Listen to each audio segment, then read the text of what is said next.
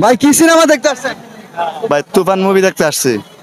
তুফান cinema দেখতে আসছেন, এত দীর্ঘ লাইন এর আগে কখনো দেখেছেন বাংলা সিনেমায়? আমি সর্বশেষ মুভি দেখছি গত 10 বছর আগে, আর 10 বছর পর আজকে আসলাম মুভি দেখার জন্য। তার এর মধ্যে আর কোনো মুভি দেখা হয়নি।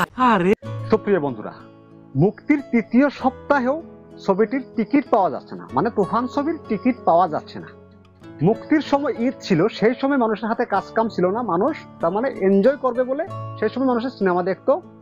ওই সময় টিকিট না পাওয়াটা একদম স্বাভাবিক ছিল। সঠিক বলেছেন। কিন্তু এখন পর্যন্ত 2-1 দিনের টিকিট অলরেডি বুকিং থাকে, আর যদিও কিছু টিকিট থাকে অ্যাভেলেবেল, অনেক লম্বা লাইন দিয়ে তারপরে সেই টিকিটটা কিনতে হয়। এর মানে কি? এর মানে হচ্ছে তুফান সিনেমার হাইপটা একটুও ঘাটেনি, পারলে আরো বাড়ছে। মানে একাধিক দর্শক বারবার দেখছে ছবিটি, কেউ 2বার, কেউ 3বার, কেউ 5বার পর্যন্ত দেখেছে বলে রেকর্ড রয়েছে। এই হচ্ছে তুফান সিনেমার পাওয়ার। তবে এই তুফান সিনেমাটি কলকাতায় কেন ভালো চলছে না এই বিষয় নিয়ে আলোচনা করব আমরা। কিন্তু তার আগে বলে নেই যে পরিচালক রায়হান রাফি একটা কথা বলেছে, তুফানকে তিনি 3টা ভাগে বিভক্ত করবে। তো সুপ্রিয় বন্ধুরা, আপনারা যারা ভিডিওটি নতুন দেখছেন একটি সাবস্ক্রাইব করে দিবেন, আর লাইক করে দিবেন, এবং এমনকি কমেন্ট করে আপনার মতামত জানাতে ভুলবেন না। কিন্তু তার আগে বলে রাখি, তুফান সিনেমার আসল বাজেট হচ্ছে মাত্র 7 কোটি টাকা। মানে ইন্ডিয়ার একটি অনুষ্ঠানে পরিচালক রায়হান রাফি তিনি জানিয়েছেন যে মাত্র 7 কোটি বাংলাদেশি টাকা।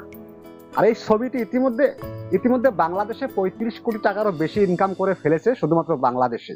ওয়ার্ল্ড ওয়াইড গ্রোস কালেকশন এখন পর্যন্ত স্পষ্ট হয়নি, কেননা এই ছবিটি অন্যান্য দেশেও রিলিজ পেয়েছে, এমনকি কলকাতাও রিলিজ পেয়েছে। আর কলকাতা থেকেও ইতিমধ্যে ভালো রেসপন্স আসছে বলে জানা গিয়েছে। তবে এই ছবিটি অন্যান্য ছবিকে টপকিয়ে যেতে পারবে। আপনারা জানেন যে প্রিয়তমা ইনকাম করেছিল 40 কোটি টাকার উপরে, রাজকুমার 25 কোটি টাকা, আর তুফান ইতিমধ্যে 35 কোটি টাকা ইনকাম করে ফেলেছে। সে কি পারবে প্রিয়তমাকে টপকে যেতে? অবশ্যই পারবে, কেননা মাত্র 3 সপ্তাহ গেল আর এখন পর্যন্ত টিকিট অ্যাভেলেবেল নেই। এর মানে কি বোঝা যাচ্ছে? এর মানে এটা বোঝা যাচ্ছে যে সিনেমাটি অনেক লম্বা দিন চলবে। আর পরিচালক রায়হান রাফি বলেছে যে তুফান 1 এসেছে, 2 আসবে, এমনকি 3ও পরিকল্পনা করছে তারা।